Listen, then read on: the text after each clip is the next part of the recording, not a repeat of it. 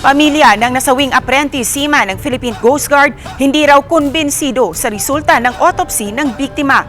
Narito ang live report ni Ivy Hernando ng GMA Regional TV 1 North Central Luzon. Ivy.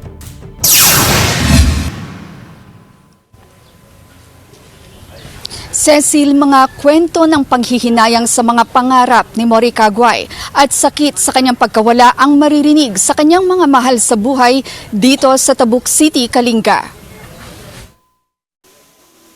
Naiuwi na sa Tabuk City, Kalinga ang mga labi ng 30 anyos na si Mori Caguay, ang Coast Guard apprentice seaman na nalunod sa water search and rescue training sa Kawit, Cavite noong November 16. Bumuhos ang pakikiramay sa burol ni Mori. Sa resulta ng autopsy ni Caguay, kakulangan sa oxygen sa utak dala ng pagkalunod ang sanhi at walang nakitang injury sa ulo o katawan. Pero duda rito ang pamilya. Sa CT scan, brain dead talaga siya. Pero may nakakitaan sa likod, kay in-autopsy, ang resultin ko, paalam ko ano yon. Yung mga anak ko ang nakakita, parang may raw scratch ito, ewan. Hindi raw kumbinsido ang pamilya dahil physically fit daw si Caguay. Auntie, natapos na yung performance ni Mori. Pabalikin ulit.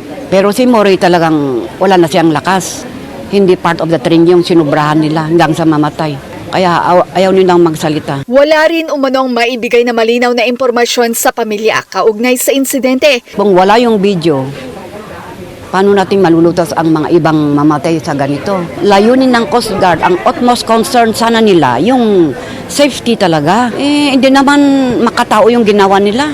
Hiling ng ina ng biktima na magsagawa ng inspection ang mga commander ng Coast Guard kung tama ang trato ng trainers sa mga trainee. Muli rin itong nanawagan sa Pangulo na mapadali ang kaso upang makamit ang hustisya. At sa mga kapwa-trainee ni Mori na tumestigo kaugnay sa nangyaring insidente. Sinisikap ng news team na makuhanan ng pahayag ang pamunuan ng PCG.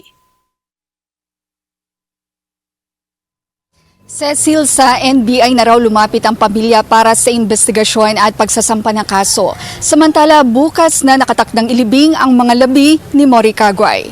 Mula rito sa Tabuk City, Kalinga, Cecil. Maraming salamat Ivy Hernando ng GMA Regional TV 1 North Central Luzon.